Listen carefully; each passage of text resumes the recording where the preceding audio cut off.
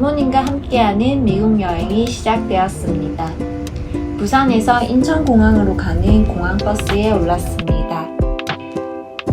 인천공항에 가까워질수록 창밖으로 서해 바다가 보입니다.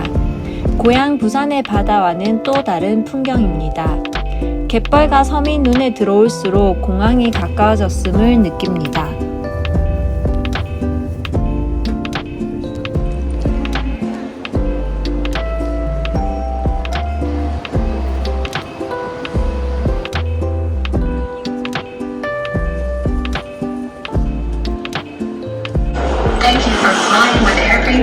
출국 수속을 일찍 마치고 출국장 안을 둘러보며 저녁을 먹기로 합니다.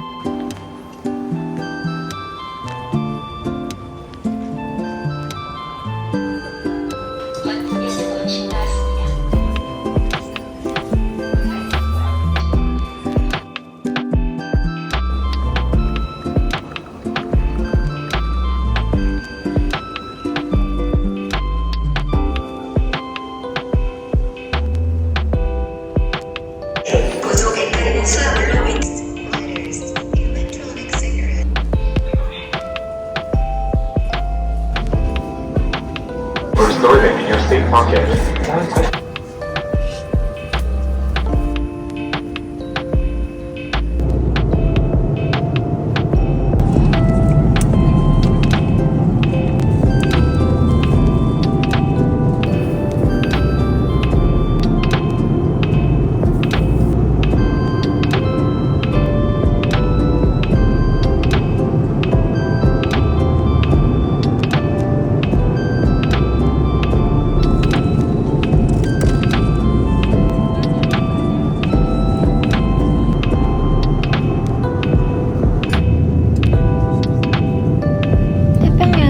찌르는 긴 비행 끝에 이제 미서부 대륙이 눈앞에 펼쳐집니다.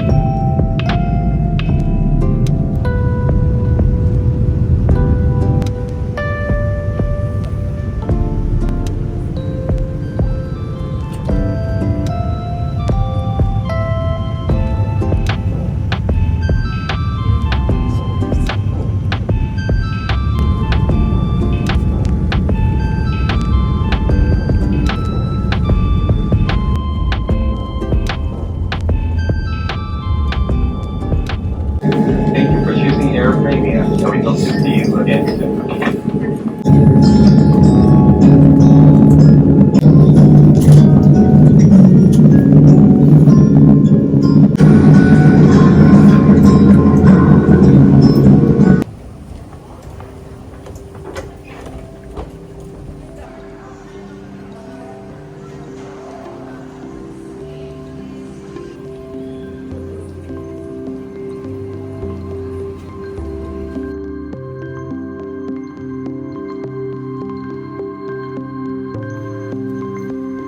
미국 시간으로 9월 15일 오후 5시경 LA 공항에 도착했습니다.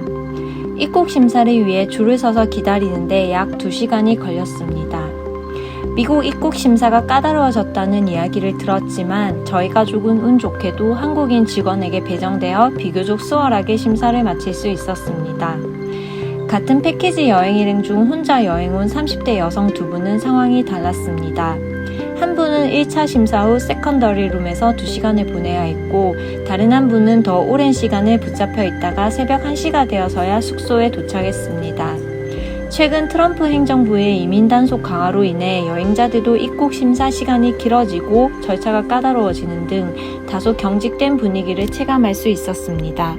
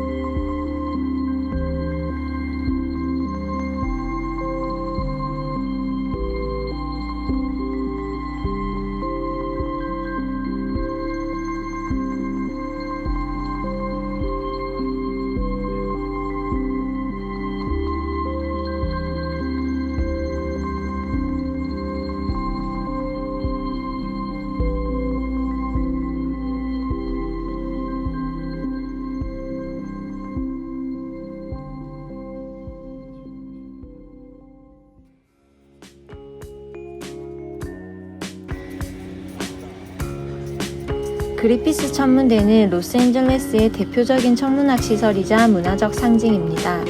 1935년에 문을 연 이곳은 설립자 그리피스 젠킨스 그리피스의 기부로 세워졌으며 누구나 천문학을 쉽게 접하고 별을 관측할 수 있도록 만들어졌습니다. 이곳은 과학 교육의 장이자 사람들에게 영감을 주는 특별한 장소로 사랑받고 있습니다. 영화 라라랜드에서 주인공들이 플래네타리움 안에서 춤을 추는 유명한 장면은 사랑과 상상의 꿈 같은 순간을 담아냅니다. 낮에는 도시와 태평양까지 이어지는 탁 트인 전망을, 밤에는 끝없이 펼쳐지는 로스앤젤레스의 야경을 감상할 수 있습니다.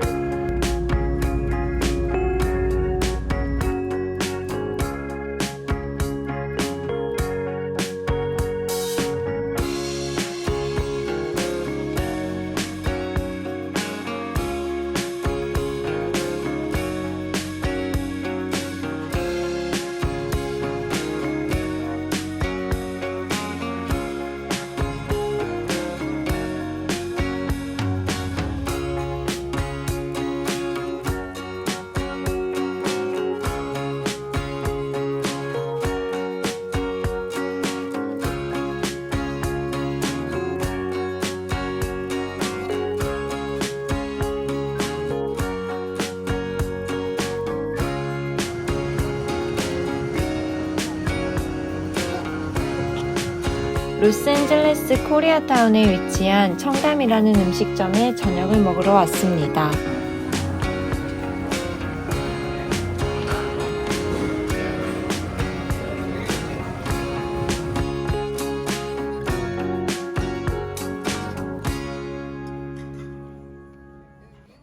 로스앤젤레스를 떠나 베이커스필드로 이동한 뒤 숙소에서 쉬고 그 다음날 샌프란시스코를 둘러볼 예정입니다. 숙소에 도착해 씻고 쉬면서 TV를 켰는데 삼성전자 제품이 나와 반가운 마음이 들었습니다. 미국에 머무는 동안 이용했던 숙소들의 TV는 대부분 삼성이나 LG 제품이었는데 그걸 보며 기업이 잘 되는 것이 결국 국가의 이미지와 경제 발전에 큰 역할을 한다는 사실을 다시 한번 실감했습니다.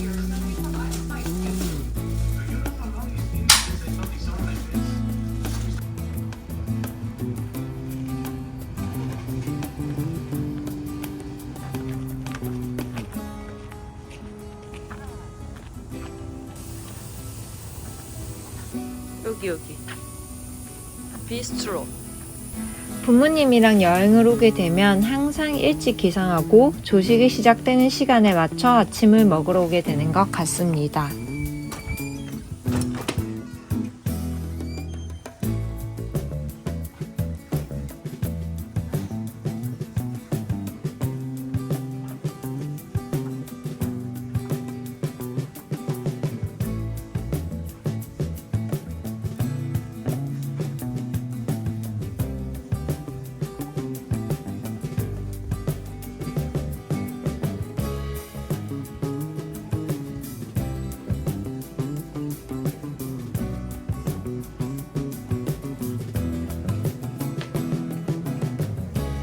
육류, 계란, 탄수화물로 구성된 전형적인 미국식 아침 식사를 먹었습니다.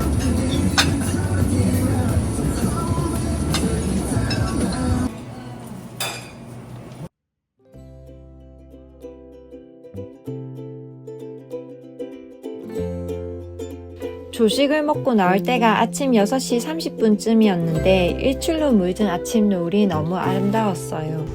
방으로 걸어가면서 짧지만 기분 좋은 산책을 할 수 있었습니다.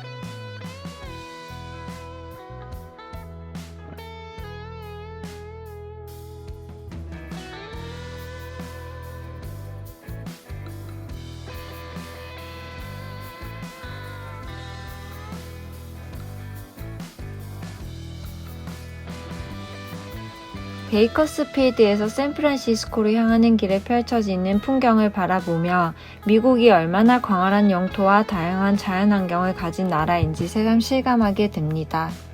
창밖으로는 끝없이 이어지는 아몬드 나무 농장이 보이고 한편으로는 농사를 짓지 않고 비워둔 채로 방치된 듯한 땅들도 눈에 띕니다.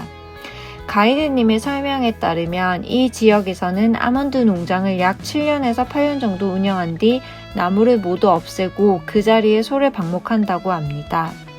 이후 다시 7, 8년 동안 목축을 하면서 땅을 쉬게 한 뒤 땅의 상태가 회복되면 다시 아몬드 나무를 심는 방식으로 경작과 방목을 번갈아가며 땅을 관리한다고 합니다.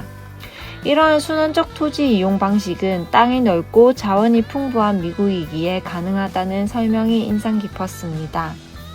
지나는 길 곳곳에서 보이는 드넓은 대지와 그 위에 펼쳐진 경작지들, 한때는 금과 석유가 쏟아졌던 이 대륙을 바라보며 축복받은 땅이라는 표현이 결코 과장이 아니라는 생각이 듭니다.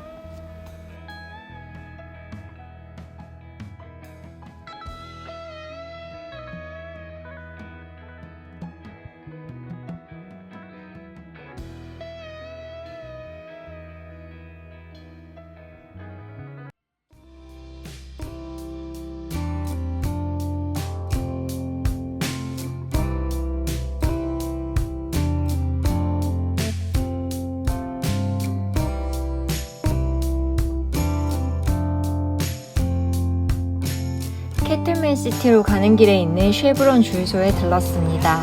미국의 대부분의 주유소에는 편의점이 함께 운영되고 있어 주유하는 동안 화장실을 이용하거나 간단한 간식과 음료를 살 수 있습니다. 이동 거리가 긴 미국 여행 중에는 이런 주유소가 잠시 쉬어가기에 좋은 장소입니다. 부모님과 화장실을 이용하고 나오니 날씨가 화창하고 기분도 좋아서 셋이서 셀카도 찍었습니다.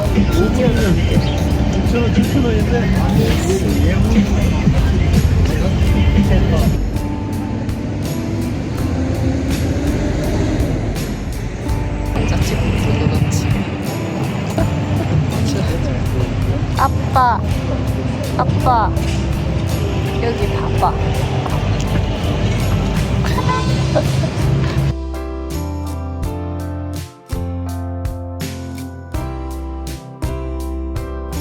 미국에서는 소들이 넓은 목초지에서 방목되는 경우가 많아 스트레스를 덜 받고 비교적 여유롭게 지내는 것처럼 보입니다.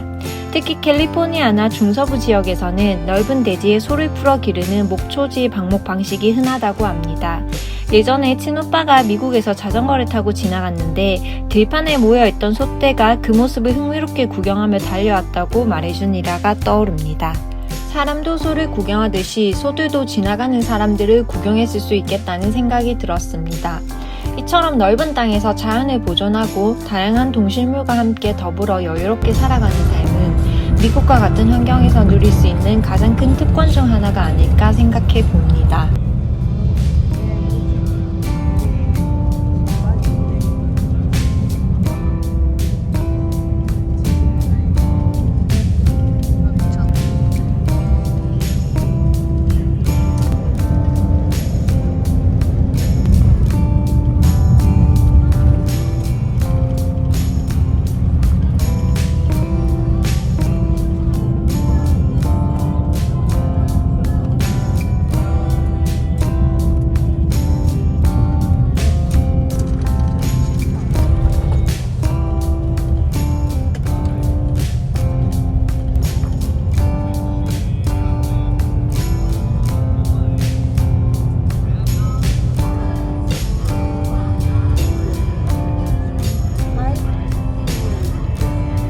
창밖으로 체리 농장이 펼쳐지고 그 앞에 체리를 파는 작은 노점이 눈에 들어왔습니다. 미저부는 지역 간 거리가 멀기 때문에 패키지 여행을 하면 버스로 편하게 이동할 수 있다는 장점이 있지만 이렇게 길을 가다 우연히 마주치는 신선한 체리를 직접 농장에서 사 먹는 즐거움은 누리기 어렵다는 점이 조금 아쉽게 느껴졌습니다.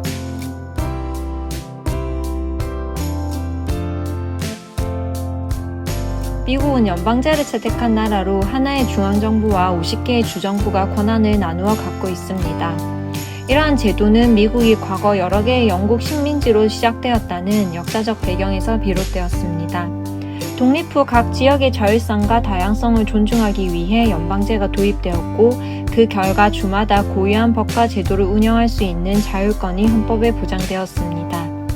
이러한 정치 구조는 미국의 광활한 영토와 다양한 인종 및 문화적 배경을 가진 인구 구성과 맞물려 각 주의 정치 성향과 가치관에 영향을 미치고 있습니다. 예를 들어 캘리포니아주는 마리화나 사용에는 비교적 관대하지만 음주에 대해서는 엄격한 규제를 두고 있습니다. 음주운전 단속이 강력하고 공공장소에서의 음주가 금지된 경우도 많아 술과 관련된 행동에는 조심스러운 분위기가 형성되어 있습니다.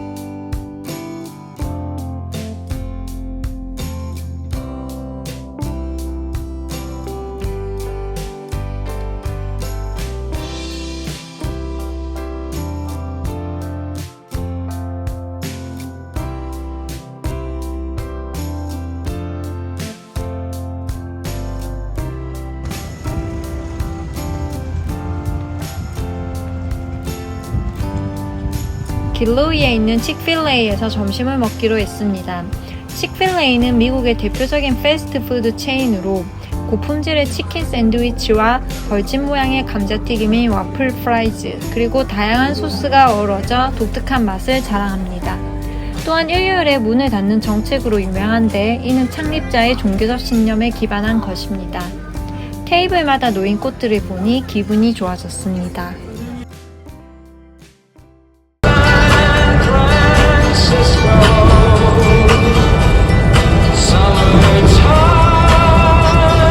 점심을 먹고 시차 적응이 아직 안 돼서인지 버스 안에서 졸다가 기사님께서 틀어주신 노래를 들으며 눈을 떴습니다. 영화 포레스트 검프의 OST로 유명한 스콧 맥켄지의 샌프란시스코 후렴구가 흘러나올 때 280번 도로 위에서 샌프란시스코만이 펼쳐진 풍경이 보였고 그 아름다운 풍경에 순간적으로 설렘을 느꼈습니다. 자다가 일어나서 영상을 담을 수는 없었지만 샌프란시스코라는 도시의 첫인상은 기분 좋게 각인되어 오래도록 지워지지 않을 것 같습니다.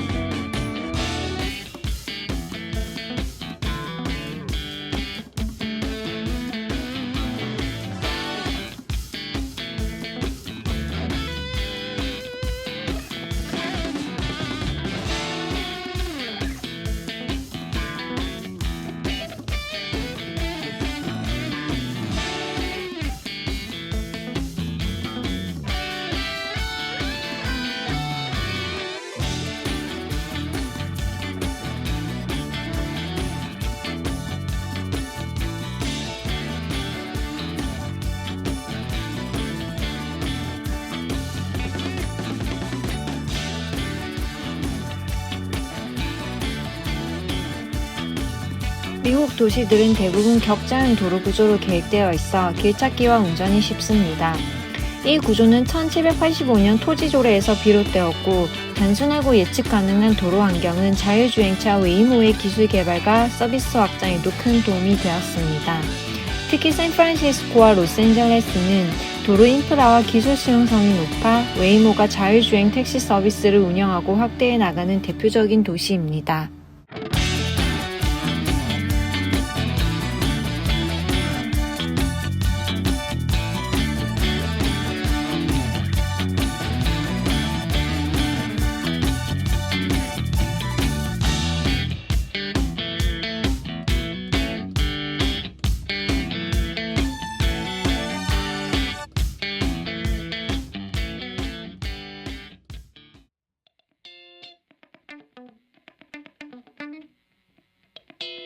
샌프란시스코의 중심지인 유니온 스퀘어는 쇼핑과 예술, 문화가 한데 어우러지는 공간입니다.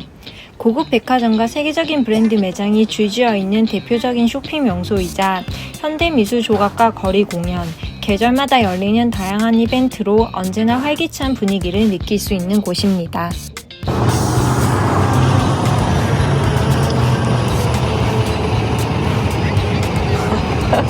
찍고 있다. 동영상.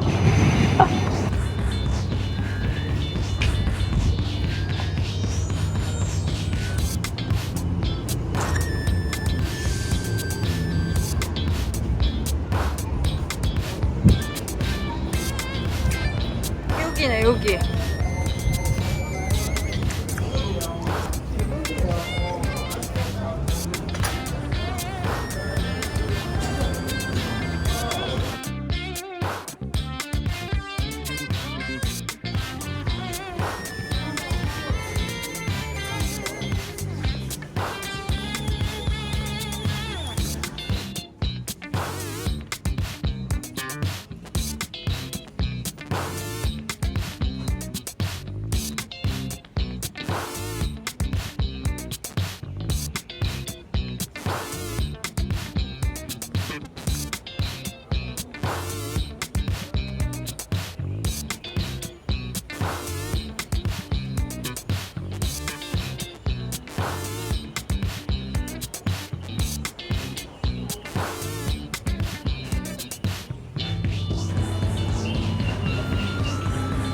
영상에는 담지 못했지만 유니언 스퀘어로 향하는 길과 메이시스 백화점 앞에서도 홈리스들을 쉽게 볼 수 있었습니다.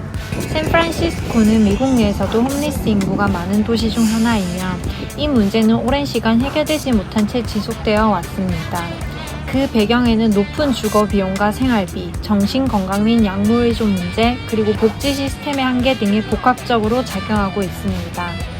경제적 풍요 속에서도 불평등과 빈곤은 여전히 존재하며 세계에서 가장 부유한 나라 중 하나인 미국조차 이러한 사회 취약계층을 충분히 보호하지 못하고 있는 현실을 거리 풍경을 통해 실감할 수 있었습니다. 샌프란시스코의 홈리스 문제는 단순한 도시 차원의 문제가 아니라 미국 사회 전반에 걸친 구조적 과제를 보여주는 한 단면이라 할 수 있습니다.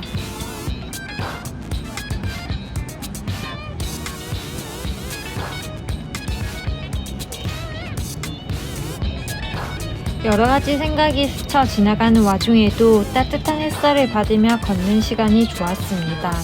시간적 여유가 된다면 유니온 스퀘어의 벤치에 앉아 한참 동안 햇빛을 쬐고 싶다는 생각이 들었고, 실제로 그런 여유를 즐기고 있는 사람들이 광장 곳곳에 앉아 있는 모습이 인상적이었습니다.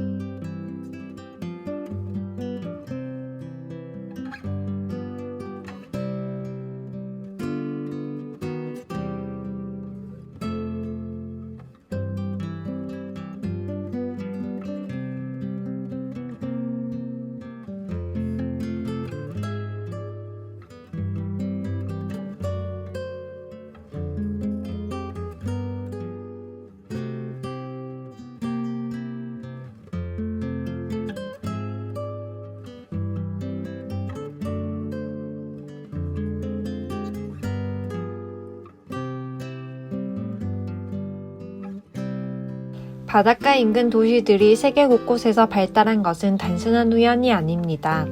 바다는 수천 년 동안 무역과 교류의 중심지였고 항만은 물자와 자원의 흐름을 원활하게 하며 도시 경제를 성장시켜 왔습니다. 해양 자원 산업과 관광 산업도 바닷가에서 활발히 이루어지며 지역 발전에 큰 영향을 주었습니다. 미국에서도 이와 같은 발전 양상은 뚜렷하게 나타납니다. 샌프란시스코는 태평양 연안의 대표적인 항구 도시로 성장했고 무역과 해상 운송의 핵심 거점이 되었습니다. 캘리포니아 해안 지역에서는 어업, 농업, 자원산업이 해안과 가까운 곳에서 발달해 도시 경제를 튼튼히 만들었습니다. 샌프란시스코 앞바다는 알래스카에서 내려오는 한류와 따뜻한 난류가 만나는 지점으로 플랑크톤이 풍부하게 자라 어패류 생태계가 잘 형성되어 있습니다. 이로 인해 어패류의 크기와 양이 많아지고 바다사자 같은 해양동물도 먹이를 찾아 항구 주변에 자주 나타납니다.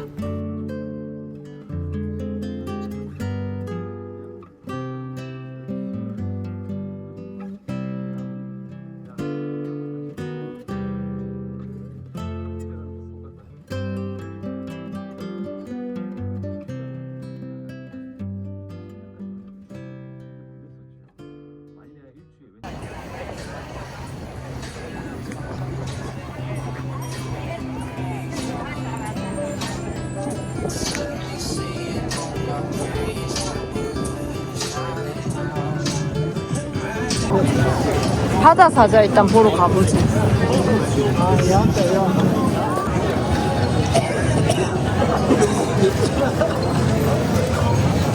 여기 갔다가 바다 사자 보고 빵 먹으러 가자. 여기서 3분 거리거든. 피어상구 부두에서 바다 사자들을 구경한 뒤 클램 차우더로 유명한 부댕 베이커리에 가기로 했습니다. 구글맵을 보니 자전거로는 3분, 걸어서 6분 정도 거리더라고요. 자전거로 가는 시간을 걸어서 가는 시간으로 착각했었네요. 가족들과 대화를 하거나 부산에서 어린 시절을 함께 보낸 친구들을 만나면 자연스럽게 말투에 사투리 억양이 더 묻어나는 것 같습니다. 영상을 다시 보니 사투리가 꽤나 진하게 들리네요. 본인의 말투가 표준어에 딱 들어맞는다고 농담하며 서울에서 20년 넘게 살았지만 여전히 당당하게 부산 사투리를 사용하는 어린 시절 친구가 문득 떠오릅니다.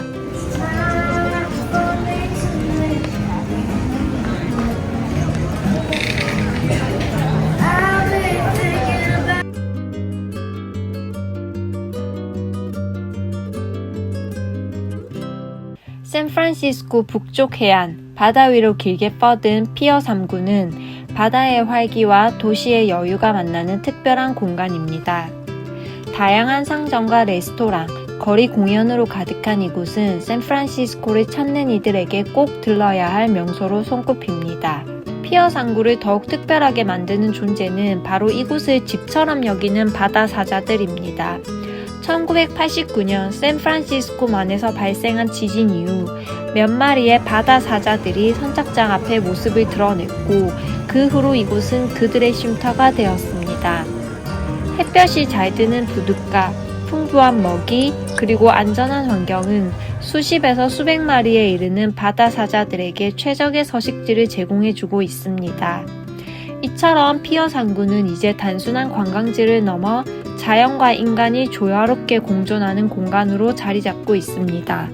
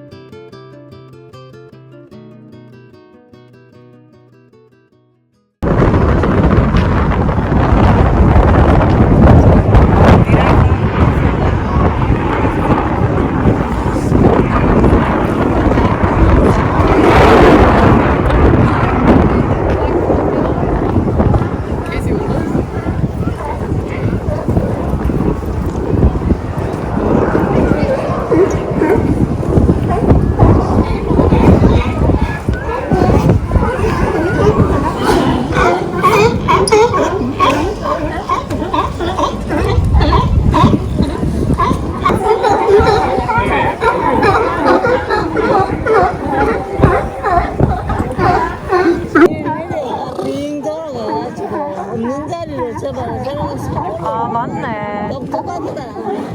야 삐집고 올라오고 막 이러네.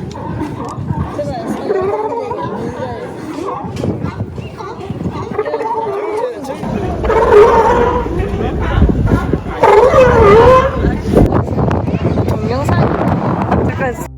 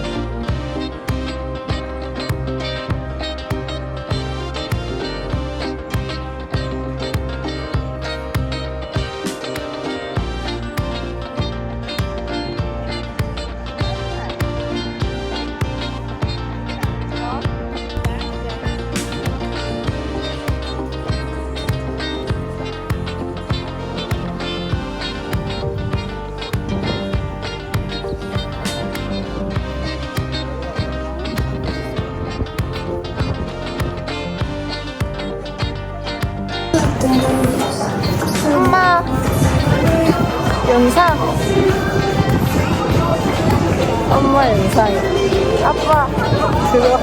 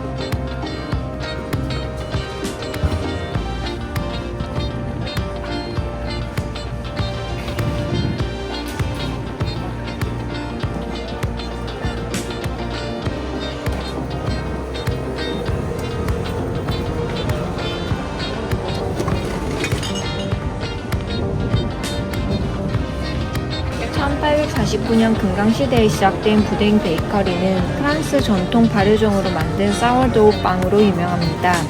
대표 메뉴는 사워도우 브레드볼에 담긴 클램 차우더로 수프와 빵을 함께 즐길 수 있어 많은 사람들이 찾고 있었습니다.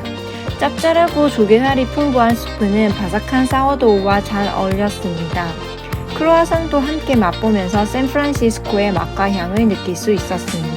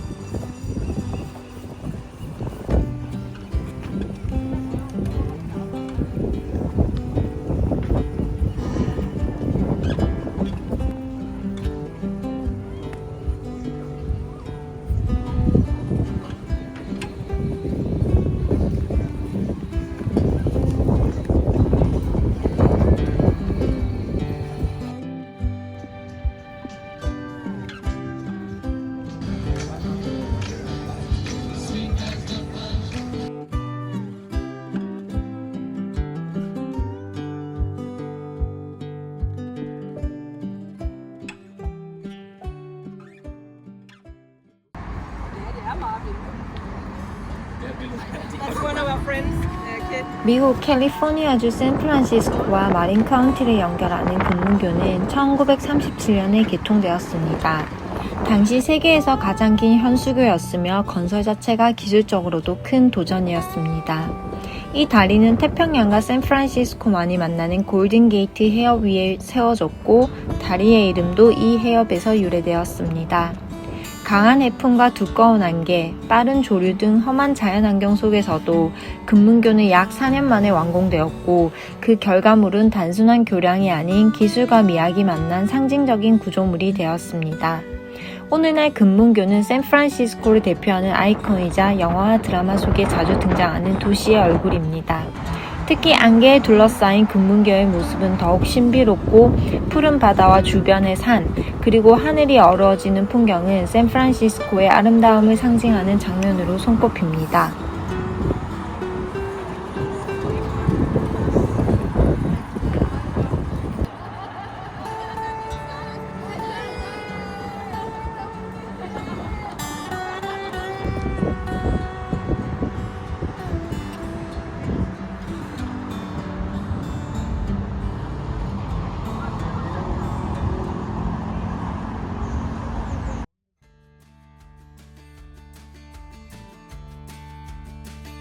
샌프란시스코에서 금문교를 건너 북쪽으로 조금만 올라가면 바다와 언덕이 만나는 작은 해안 마을인 소살리토가 나타납니다.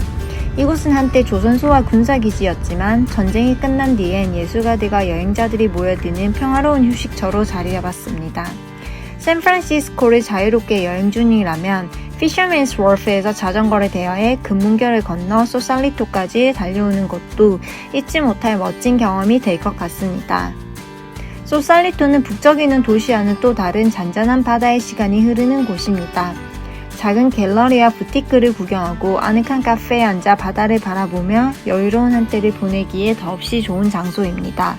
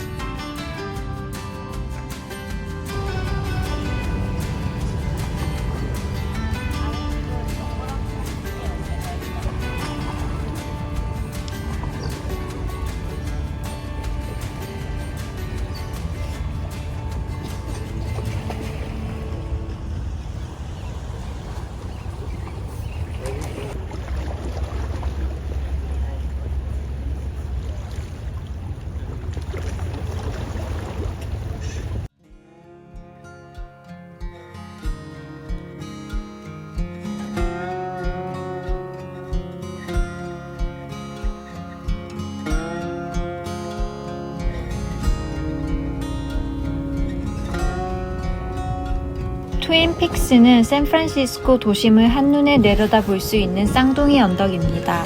해발 약 280m 높이에서 바라보는 전망은 맑은 날이면 금문교부터 샌프란시스코만까지 시원하게 펼쳐집니다. 특히 일몰과 야경이 아름다워 여행자들이 많이 찾는 장소이며 차로 쉽게 오를 수도 있고 가벼운 하이킹 코스로도 즐길 수 있습니다. 도시의 풍경을 가장 드라마틱하게 담고 싶다면 트윈픽스는 놓치지 말아야 할 장소입니다.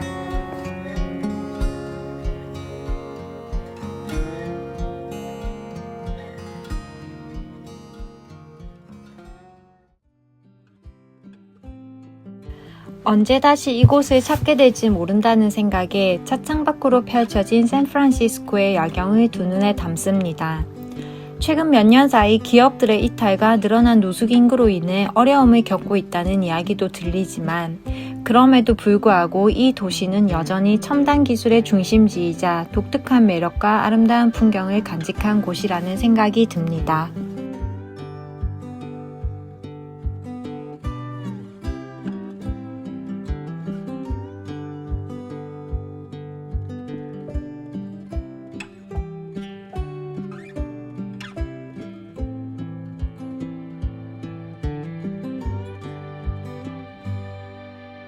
샌프란시스코 오클랜드 베이 브릿지를 지나고 있습니다.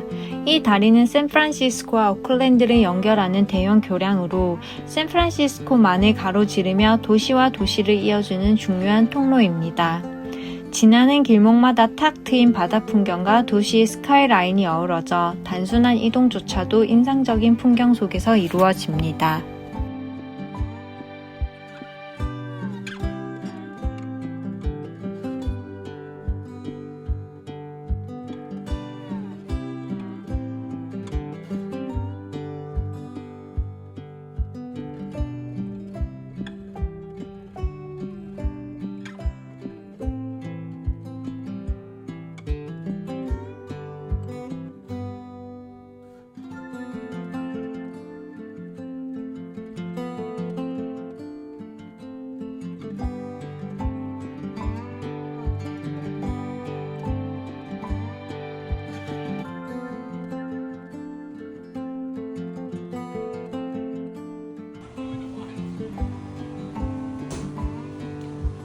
오클랜드에 있는 종갓집이라는 한식당에 왔습니다.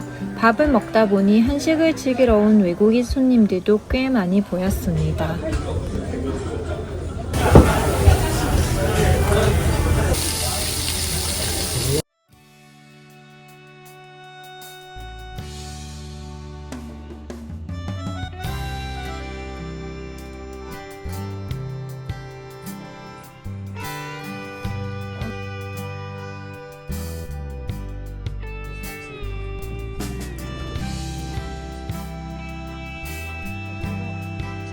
가볍게 산책도 할 겸 숙소 근처 쉘 주유소 옆에 있는 편의점에 한번 들러보기로 하고 밖으로 나왔습니다.